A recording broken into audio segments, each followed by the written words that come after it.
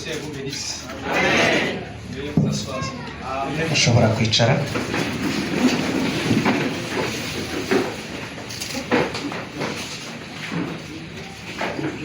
Et encore une fois, une opportunité pour moi Ni amahirwe nongeye kugirirwa d'être béni parmi vous.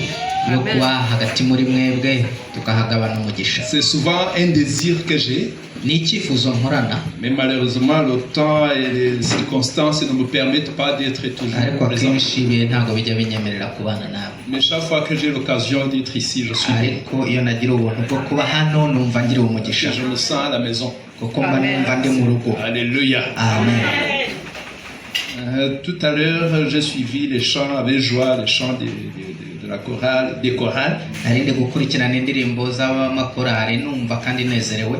Et je bénis le Seigneur parce qu'il y a un progrès dans le travail que vous faites. Ndashima Imana rero ko hariho kugenda mutera imbere mu murimo wawe. Peut-être quand vous êtes là, vous ne voyez pas comment ça évolue. Mais moi qui viens de temps en temps, Mwebwe rero muba mwicaye wenda ntabyo mubona, ariko njye ugenda uza rimwe na rimwe ndabibona. il y a un beau travail qui se fait. Que le Seigneur vous bénisse. Hari umurimo mwiza uri gukorwa kandi Imana ibaha umugisha. Alors, donc, ce matin, Muri iki gitondo je voudrais vous entretenir sur un thème bien précis. ndagira ngo tuganire ku ntego, Et c'est la suite de ce que nous avons appris ensemble la dernière fois. kandi noneho ni ibikurikira ibyo twaganiriye ubushize. Je pense la dernière fois, on a parlé de moi et ma maison. Nous ferons comment? Ubushize twaravuze ngo njye n'inzu yanjye bizagenda bite? Nous servirons l'Éternel. Tuzakorera Uwiteka. Et ce matin, nous allons parler de intercédons pour nos enfants. Noneho rero muri iki gitondo tugiye kuvuga ngo kwingingira abana bacu, Prions pour nos enfants. gusengera abana bacu. Intercédons Twingingire, pour dusengere, nos enfants. dusengere abana bacu. Alors vous allez peut-être vous demander pourquoi c'est si important. Mushobora kwibaza ngo ese bifite ubuhe mumaro? C'est ce que nous allons voir ensemble. Ibyo nibyo tugiye kurebera hamwe. Quelqu'un même m'a dit qu'il faut qu'on s'interpose. Hari umuntu umwe wavuze ngo birakwiriye yuko duhagarara hariya Ce n'est pas tugahanga. seulement prier, Ntabwo ari ukusenga mais gusa, il faut aller se placer entre l'ennemi et nos ahubwo enfants. tugomba kugenda tukajya imbere hariya tukabakingira. Ça veut dire que si l'ennemi pouvait atteindre mes enfants, Ni ukuvuga niba umwanzi yabashaga il kugera ku faut bana qu'il me bacu, rencontre d'abord. yakagombye kubanza guhura nabo. Donc je me place devant Ni eux. ukuvuga nkwiriye guhagarara imbere y'umwanzi ngahangana nawe nkingire abana banjye bari inyuma Et yanjye. s'il y a mort d'homme, Niba rero hari gupfa, c'est moi d'abord, ni njye wagombye kubanza gupfa avant eux, mbere y'uko bo bapfa, au lieu de les voir partir. mbere yo kubabona bo bapfa. Intercédons pour nos enfants. Dukwiriye kwingingira abana bacu. Alléluia. Amen. Alors, il n'y a pas le courant, j'avais prévu quelques images. Nta umuriro wagiye, Mais ce n'est pas grave. kubereka ariko ntacyo bitwaye. Tout ce que je veux, Icyo ndi c'est que bukeneye vous ouvrez vos oreilles, ni uko mubasha gukingura amatwi yanyu, ouvrez vos cœurs, mugakingura imitima que yanyu, Dieu dépose sa parole dans vos cœurs. kugira ngo Imana ishyire ijambo ryayo mu Ce qui mitima yanyu. importe pour moi, Ikimfitiye umumaro c'est pas beaucoup de paroles qu'il faut ntabwo lire. ari byinshi nakavuze, C'est pas beaucoup de versets qu'il faut lire. ntabwo ari imirongo myinshi ya Bibiliya C'est plutôt twagasomye, l'ouverture de notre entendement. ahubwo ni ukugira ngo twumve, En dukingure fait, la imitima yacu parole de yumva, Dieu nous pénètre. kugira ngo ijambo ry'Imana ritwinjiremo Apporte le changement que nous avons kandi besoin. ribashe kuzana impinduka dukeneye. Amen. Amen. Alors j'aimerais que les parents qui sont ici, Niyo mpamvu nagira ngo ababyeyi muri hano, vous êtes le père ou la mère d'un enfant. ushobora kuba uri mama cyangwa papa des enfants. w'umwana cyangwa w'abana. Si vous êtes là, levez la main, je vais voir. Niba hari umubyeyi uri aha ngaha nazamura ikiganza mbarebe ko muhari. Tous les parents. Ababyeyi bose Que bari le Seigneur hano, vous bénisse. Imana rero ibaha umugisha. Donc ça nous concerne. Ubwo rero biratureba. Maintenant, il y a les futurs parents qui sont ici. Noneho hari n'abazaba ababyeyi bari C'est-à-dire hano, que tu sens dans ton programme, ukumva mu migambi par yawe la grâce de Dieu, Imana nikugirira Tu seras neza un père. uzahinduka seras umubyeyi, une mère. papa cyangwa se si umumama. tu es ici aussi, Niba uhari nawe et que cela est dans ton kandi programme, bikaba biri mu C'est ce que tu mutima attends de Dieu. wawe, ukaba utegereje ko Lève Imana ta main. igusohoreza, nawe uzamura ikiganza. ah, que le Seigneur vous bénisse. Imana namwe ibaha umugisha. Maintenant, Noneho rero tu es un enfant. niba uri umwana, tu sais que tu es un enfant. ukaba uzi ngo uri umwana. Quand on parle d'enfant, Iyo tuvuze umwana tu sais qu'il s'agit de toi. urabizi ko uhita wiyumva Et tu es ici. kandi ukaba uri muri iri teraniro Lève ta main aussi. nawe zamura ikiganza cyawe. Que Dieu vous bénisse. Imana rero ibaho umugisha. Il y a un Camerounais qui a dit, hari umukameruni umwe yaravuze ngo si tu es en danger niba ubona uri mu kaga et que tu ne sais pas que tu es en danger, ariko ukaba utabizi ko uri mu kaga, c'est alors là que tu es vraiment en ubwo danger. rero nibwo noneho uba uri mu kaga nyabyo. Bon, maintenant la suite c'est quoi? igikurikiraho ni iki rero?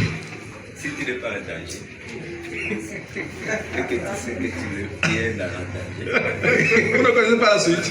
ntabwo muzi Si tu es ibikurikiraho. en danger Iyo uri mu kaga et que tu ne sais pas, ukaba utabizi, non, si tu es en danger et que tu sais que tu es en danger, nako iyo uri mu kaga kandi ukaba uzi ko uri mu kaga, alors il n'est pas en danger. alors là tu n'es pas en danger. icyo gihe nta kaga uba urimo.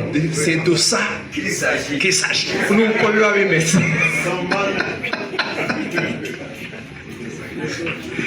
Alors, de quoi s'agit-il ici?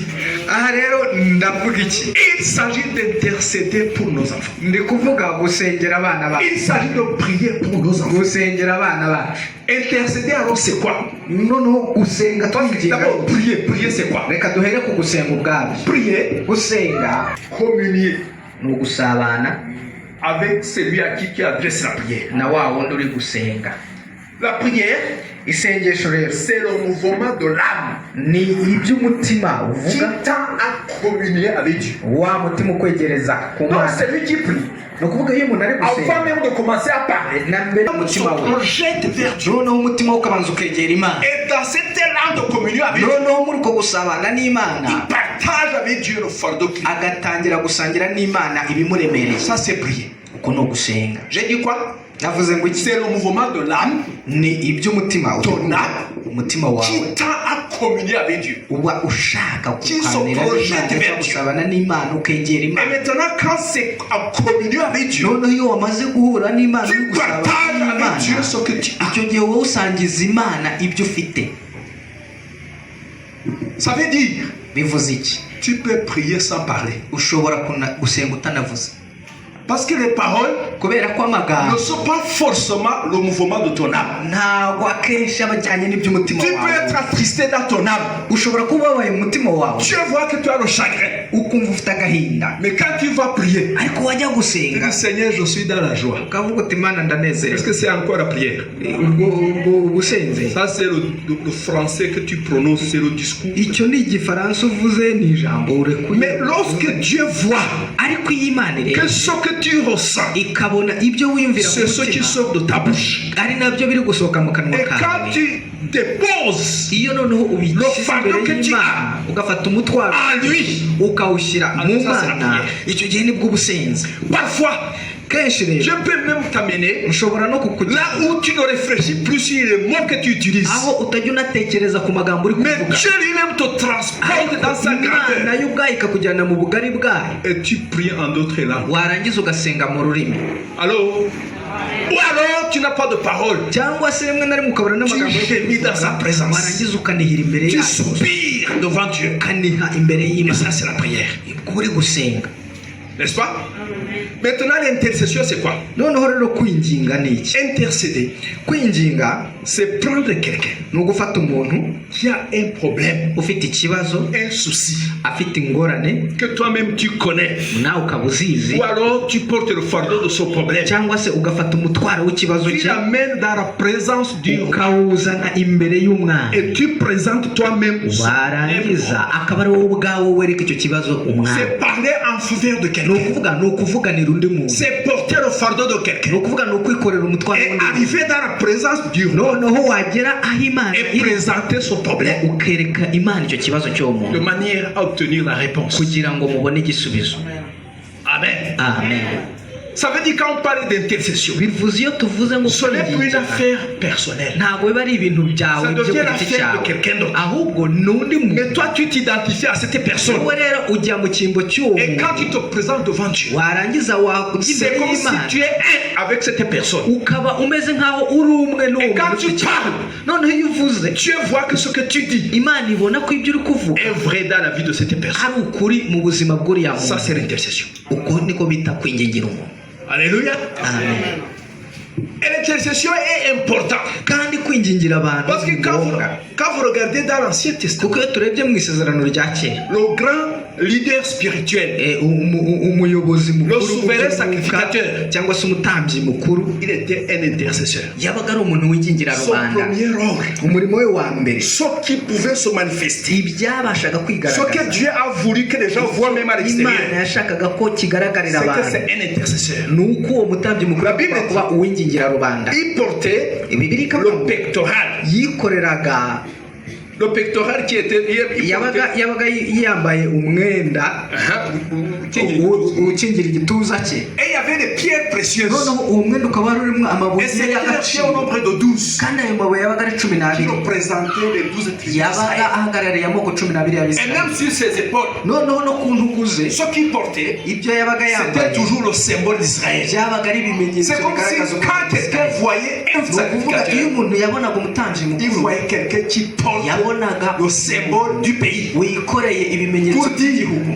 c'est quelqu'un qui se présentait devant Dieu. bishatse kuvuga ngo ni umuntu wajyaga Comme imbere celui qui y'Imana entrait dans le lieu très saint une fois là, kuko yajyaga ahera cyane rimwe mu il mwaka partait gusa. avec ses ubwo symboles rero yajyanaga ibyo du bimenyetso fardeau de tout le peuple. agatwara imitwaro yose. Quand le sacrificateur était exaucé, noneho rero iyo c'est tout yasubizwaga Israël qui était icyo exaucé. Isirayeli yose yabaga isubijwe. Alléluia. Amen. Quand il se présentait devant Dieu, noneho rero iyo yajyaga imbere c'est tout y'Imana Israël qui était devant yabaga Dieu. ari Isirayeli yose À yajyaga travers imbere les y'Imana binyuze mu muntu. Et dans le Nouveau Testament, mu isezerano rishya rero nous avons un sacrificateur turabona nanone ko harimo undi qui est mutambyi. assis à la droite du uwo Père mutambyi yicaye iruhande rwa data et qui va rester jusque dans l'éternité. kandi azahaguma iteka ryose. Et la Bible dit, Bibiliya ikavuga ngo il intercède pour nous. uwo nguwo aratwingingira, Il est notre avocat. niwe utuvuganira, Il nous représente devant le Père. niwe utugaragaza imbere Il y'Imana, parle à notre niwe faveur. utuvugira, Et son nom, kandi izina rye Jesus, Jésus, Yesu Kristo le souverain sacrificateur. niwe mutambyi mukuru, Il intercède pour nous. niwe utwingingira Jour et nuit. amanywa nijoro. Quand ça va bien, iyo bimeze neza quand ça ne va pas bien, n'iyo bitameze il est neza, toujours à son buri poste. gihe aba ari mu mwanya we. Amen. Et ce qui est merveilleux icyiza kurushaho pour cette intercession, muri uko kwingingira c'est que Dieu, ni uko dans Imana sa sagesse, mu bwenge bwayo, pendant que nous suivons Christ, iyo dukurikiye il a Kristo, voulu Imana que le yahisemo Saint-Esprit umwuka we habite en nous. aba ari uza akatura Nous muri qui twe, croyons en Jésus-Christ. twebwe twamaze kwizera. Oh, le Saint-Esprit, kandi umwuka we dans l'un de ses missions, mu murimo we, il intercède aussi pour nous. umurimo we ni Il ukutwingingira, est intercesseur. niwe Et il wingingira. est où? ari hehe? En nous. ari muri twe. Jésus-Christ est où? Yesu wari he? Devant le trône. ari hariya ku Assis à la ku droite ntebe du Père. y'ubutwari Le Saint-Esprit iruhande rwa est en nous. noneho umwuka we akaba muri twe. Et les deux kabiri, intercèdent pour nous. abo bombi uko ari babiri bakatwingingira. En d'autres termes, mu yandi magambo, quand tu décides, iyo je ufashe vais être umwanzuro l'intercesseur, ukavuga uti ngiye Tu es en train de kwingingira dire, umuntu, uba uvuze je ngo vais tendre ma main au Seigneur. ngiye gufatanya ikiganza n'umwuka Je wera, vais m'associer à Christ. ngiye kwifatanya na Pour Kristo que depuis le trône de Dieu, kugira ngo hariya ku jusqu'ici ngoma où je y'Imana, me trouve, kugeza ahangaha ho en van, hano mvana il y ait habashe kubaho la puissance de l'intercession. imbaraga zo kwinginga. Alléluia. Amen. Et maintenant, quand nous agissons de cette manière, iyo rero quand tubikoze nous sommes gutyo, positionnés de cette manière, iyo duhagaze muri uwo nous mwanya, comprenons alors pourquoi nous tusobanukirwa avons besoin impamvu des dons spirituels. tugomba kugira impano Parce que z'umwuka wera. l'intercession nous conduit dans les dimensions supérieures. kubera ko arizo Ce n'est plus une affaire de sentiments. ntabwo ari ibintu Non, non, non, non. Ce sont les principes du royaume. ahubwo ni amahame Et y'Imana. quand nous intercédons, iyo rero turi nous kwingingira abantu, combattons contre les tuba forteresses, turwana contre les puissances, n'ibihome contre les dominations. n'ubundi Avec quelle force? izihe mbaraga? L'Esprit de Dieu qui est en nous. noneho ni umwuka w'Imana uduha imbaraga zo kubikora. Alléluia. Amen. Là où l'intelligence est limité. noneho hahandi ubwenge Là, nous ne pouvons pas comprendre hahandi tutabasha le kubisobanukirwa fardeau que nous ressentons. noneho wa mutwaro twiyumvamo Dieu nous conduit maintenant imana dans iradutwara la langue d'intercession. ikatugeza mu rurimi rwo Nous kubasha commençons kwigira à abandi dire des mystères. batangira kuvuga Parce que la Bible dit, biyoberana c'est lui qui parle la langue, kuko bibiliya iravuga ngo iyo umuntu Et asiga quoi? ururimi rushya il dit des mystères. abavuga ibintu Et il s'adresse à qui? kandi ababwira nde Il s'adresse à Dieu. ababwira imana Donc quand je parle la langue, ni ukuvuga iyo mvuze mu ne sois pas confus, ce n'est pas pour toi. ntibikagutera ikibazo ubundi ntabwo ari C'est à Dieu que je ibyawe m'adresse.